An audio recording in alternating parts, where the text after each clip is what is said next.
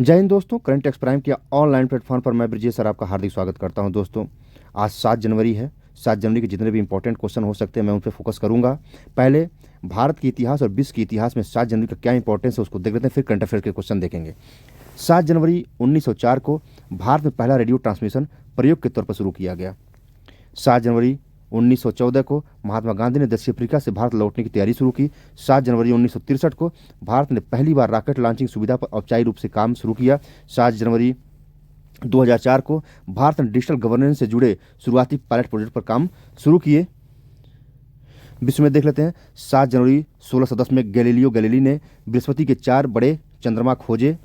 आधुनिक खगोल विज्ञान की ऐतिहासिक खोज मानी जाती है। 7 जनवरी 1789 में भारत का पहला अमेरिका में पहला राष्ट्रपति चुनाव आयोजित हुआ। लोकतंत्र प्रणाली की शुरुआत यहीं से मानी जाती है। 7 जनवरी 1927 को न्यूयॉर्क और लंदन के बीच ट्रांस अटलांटिक टेलीफोन कॉल हुई। वैश्विक संचार की क्रांति मानी जाती है। 7 जनवरी 1959 को अमेरिका ने लूना फर्स्ट मिशन लॉन्च किया। अंतरिक्ष अन्वेषण की दौड़ में बड़ा कदम माना जाता है। अब करंट अफेयर के क्वेश्चन देख लेते हैं। पहला क्वेश्चन है, भारत में राष्ट्रीय सांख्यिकी दिवस कब मनाया जाता है? उत्तर है 7 जनवरी। सी, 7 जनवरी को प्रसिद्ध सांख्यिकीविद पीसी महालनोबिस से जुड़ी गतिविधियों के कारण सांख्यिकी से जुड़े आयोजन होते हैं। अगला देख लेते हैं। भारत का पहला एआई आर्टिफिशियल आधारित मौसम पूर्वानुमान सिस्टम किस संस्था ने विकसित किया है? उत्तर है आईएमडी ने। ठीक है, अगला क्वेश्चन देख लेते हैं। हाल ही में आरबीआई ने किस भुगतान प्रणाली को बढ़ावा देने के लिए नई गाइडलाइन जारी की? किसे? यूपीआई। भारतीय रिजर्व बैंक डिजिटल भुगतान को बढ़ावा देने के लिए यूपीआई पर फोकस कर रहा है। अगला देख लेते हैं। भारत का पहला ग्रीन हाइड्रोजन हब किस राज्य में विकसित किया जा रहा है? ग्रीन हाइड्रोजन हब तमिलनाडु में। अगला देख लेते हैं। हाल ही में लॉन्च किया गया मिशन अमृत 2.0 किस क्षेत्र से संबंधित है? किस क्षेत्र से? शहरी विकास से। ऑप्शन सी सही है। अमृत 2.0 का उद्देश्य क्या है? शहरी जल आपूर्ति और सीवरेज सुधार। ठीक है, 2 पॉइंट हैं, शहरी जल आपूर्ति और सीवरेज सुधार। अगला देख लेते हैं। भारत का सबसे बड़ा ड्रोन एक्सपो 2025 किस शहर में आयोजित हुआ? ड्रोन एक्सपो बेंगलुरु में। यह टेक्नोलॉजी हब भी है। ठीक है, अगला देख लेते हैं। हाल ही में किस भारतीय अंतरिक्ष मिशन को चंद्रयान 4 नाम दिया गया है? नमूना वापसी मिशन, यानी सैंपल रिटर्न मिशन। ठीक है, इसरो का चंद्रयान 4 चंद्रमा से सैंपल लाने पर केंद्रित है। अगला देख लेते हैं। वन नेशन वन इलेक्शन समिति के अध्यक्ष कौन है? पूर्व राष्ट्रपति रामनाथ कोविंद। अगला देख लेते हैं।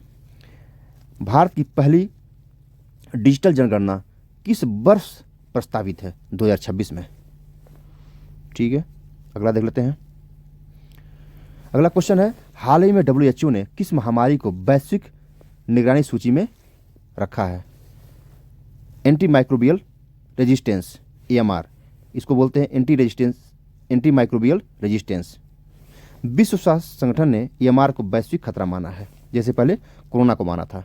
अगला देख लेते हैं। भारत का पहला सेमीकंडक्टर प्लांट किस राज्य में स्थापित हो रहा है? किस राज्य में? आप कहेंगे गुजरात में। भारत चिप निर्माण मिशन का केंद्र कहाँ है? गुजरात। नेक्स्ट, हाल ही में किसे भारत का नया मुख्य चुनाव आयुक्त नियुक्त किया गया है? ज्ञानेश कुमार को। प्रशासनिक अधिकारी हैं ज्ञानेश कुमार, इनको नियुक्त किया गया है। नेक्स्ट, हाल ही में भारत किस देश के साथ लोकल करेंसी ट्रेड सिस्टम शुरू करने पर सहमति हुआ? रूस के साथ। डॉलर क्यों किया? डॉलर पर निर्भरता कम करने के लिए। नेक्स्ट, हाल ही में चर्चा में रहा ग्लोबल कार्बन मार्केट मुख्यतः किस अंतर्राष्ट्रीय समझौते के अनुच्छेद 6 से जुड़ा है? बहुत इंपॉर्टेंट, वेरी इंपॉर्टेंट है, वेरी इंपॉर्टेंट है ये।